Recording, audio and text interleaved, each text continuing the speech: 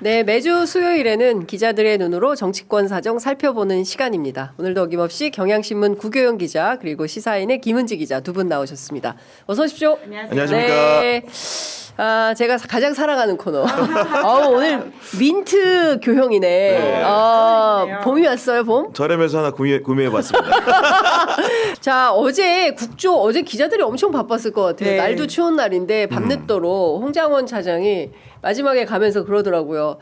저 추워서 더 얘기를 못하겠다. 맞아요. 멘트가 기자 여러분들 그거였죠. 안 추우신가요? 아직 젊어서 괜찮으신가? 저 추워서 이제 집에 가야 되겠습니다. 이렇게 끝까지 그 현장을 놓치지 않는 기자들의 모습을 봤는데 네.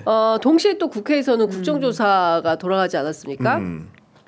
뭐 정치부, 사회부, 법조팀 엄청나게 바쁜 날이었다. 그런 생각이 좀 듭니다. 회사가 굉장히 분주했겠어요, 경영 씨. 왜냐면은 통상적으로 이제 우리 구독자분들 잘 모르실까 봐 설명을 드리면은 그 헌법재판소나 법원, 검찰, 이제 경찰 담당은 사회부에서 하게 됩니다. 맞아요. 그렇기 때문에 어제 헌재 이제 탄핵 심판정에서 무려 3명의 증인이 나오셔가지고 밤 늦게까지 했기 때문에 네. 그 분야에 대해서는 사회부에 있는 법조팀 친구들이 챙겼고요. 국회에서는 또 국정조사 특위 2차 청문회가 있었는데 거기도 또 수두룩 빽빽한 증인들이 많이 나오지 않았습니까? 맞습니다. 그렇기 때문에 또 국회 기자들이 이거 같은 경우에는 여야 정당팀에서 번갈아 가면서 또 타이핑도 해야 되고 맞아요. 그 내용을 또 기사 쓰는 사람이 중간에 또 있어야 되고 하기 때문에 굉장히 분주하게 돌아간 하루였다. 기자들도 너무너무 바빴다. 네. 이런 말씀 드릴 수 있을 것 같습니다. 그러니까요. 시사인도 마찬가지였을 것 같아요. 이제 주간지긴 네. 하지만 요새는 인터넷판들이 다 나오기 때문에 이게 초간지가 됐어요. 옛날에는 일간지 뭐 이랬죠. 인터넷 맞아, 신문만 네. 초간지고 우리만 앉아서 하루 종일 마감한다. 연합하고 인터넷이 제일 바쁘다. 뭐 예전에는 그랬는데 네. 지금은 전체 언론이 다 인터넷 맞습니다. 뉴미디어 시대를 네. 살아가기 때문에 전 모든 언론이 유튜브 방송 다 하고요.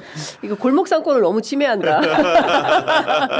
MBC 이런 회사들, 너무 큰 회사들이 다 유튜브를 해가지고 힘들다. 네. 라는 생각이 좀 듭니다. 근데 제가 앞에 박주민 의원하고 헌법재판소 얘기를 조금 나눴는데 이번에는 저희가 이제 국조 얘기를 좀 해봐야 될 것 네네. 같아요. 새로운 사실도 많이 나온 것 같은데 저는 가장 충격적인 게 노상원의 수첩이고 심지어 어제 그 출석한 분 가운데 2군단 부군단장 전직 HID 부대장 출신인데 2016년 대북작전 얘기가 깜짝 놀랐어요. 그러니까요. 폭사라는 맞아요. 말을 난 네. 처음 들어봤어요. 영화 같은 장면이 그리고 네. 노상원이라는 사람의 캐릭터를 너무나 잘 보여준다는 생각이 드는데요. 네. 그러니까 그 당시에 자기 부대원에게까지 이런 지시를 할 정도의 사람이면 실제로 계엄이 성공했을 때 얼마나 잔인한 행동을 했을까에 대한 상상까지 뻗어나가게 네. 되고요. 네. 그 실제로 수사에 따르면 노태학 선거관리위원장 본인이 맡겠다면서 야구방망이 준비해놔라라고 맞아요, 이야기했다는 거 맞아요. 아닙니까? 예. 그게 정말 농담이 아니라 진지한 이야기였을 수도 있겠다라는 네. 생각이 듭니다. 그러니까 이런 증언을 하는 사람이 과거에 같이 일했던 군 동료이지 않습니까? 맞습니다. 그러니까 북파공작원이라고 하는 아주 중요한 임무 그리고 사실은 굉장히 뭐라고 할까요? 어렵고 그리고 굉장히 강한 임무를 하는 군인들조차도 저런 지시를 2016년에 듣고 뜨악했다라는 증언을 네. 하고 있지 않습니까? 그러니까 결국 보면은 이 노상원이라는 사람이 처음에는 역할을 축소하려는 의도들이 명백했어요. 저쪽에서는 맞아요. 했는데 실제로 이분이 어떤 역할을 했냐.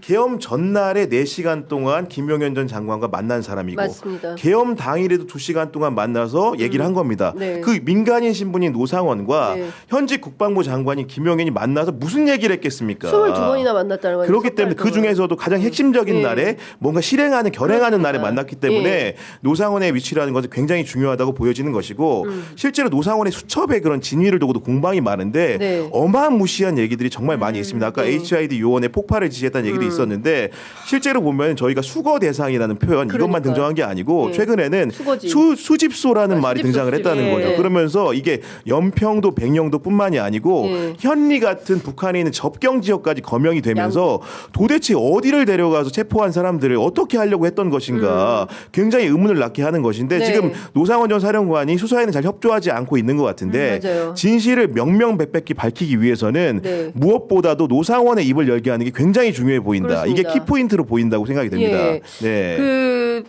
어제 나온 사람이 박민우 준장입니다. 예. 이 사람이 뭐라고 얘기를 했냐면 이 얘기 제가 조금 설명을 좀 해드려야 될 것 같은데 2016년 속초 HID 부대장을 할 때 노상원 사령관이 시나리오나 영화를 많이 응용한 지시를 했다.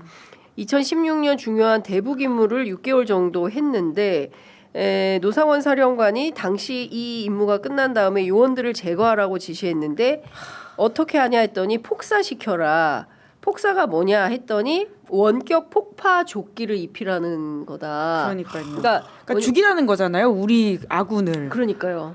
그러니까 그 비밀적인 그 엄청난 작전을 한 알고 사람을 있기 때문에 예. 예, 그 사람의 이것들을 다 묻기 위해서 예. 죽이려고 하는 건데 그 실미도가 떠오르는 장면들인데 그러니까, 영화. 예. 군사 독재 정부에서나 가능했던 심지어 가능하지 않았던 일이죠. 왜냐하면 네. 그 사람들이 네. 반발을 집단으로 했기 때문에요. 네. 근데 2016년에 어떻게 이런 이야기를 할 수가 있는 건지. 그러니까요. 네. 그리고 시나리오에 출중하신 분이라고 하니까 네. 솔직히 말해서 초반에 우리가 흘려들었던 얘기들 그리고 진위 공방이 있었던 예. 김어준 뉴스 공장장 얘기도 다시 한번 떠올랐다. 그렇죠. 당시에 사살 시나리오를 네. 두고 사람들이 야 이게 무슨 대한민국에서 가능한 시나리오니 예. 계엄은 했지만 설마 이렇게까지 했겠어 했는데 예. 노상원이라는 사람이 주변인의 증언으로 예. 훌륭한 시나리오 영화에 예. 몰입했다는 얘기를 듣는 순간에 예. 우리가 그날 들었던 내용이 뭔가 이제 남북 관계를 다룬 영화에서나 나올 법한 일들이었거든요. 그럼요. 예. 그렇기 때문에 그런 부분에 대해서도 예. 진지하게 재검토나 성찰이 필요하겠다는 생각이 좀 들었습니다. 네.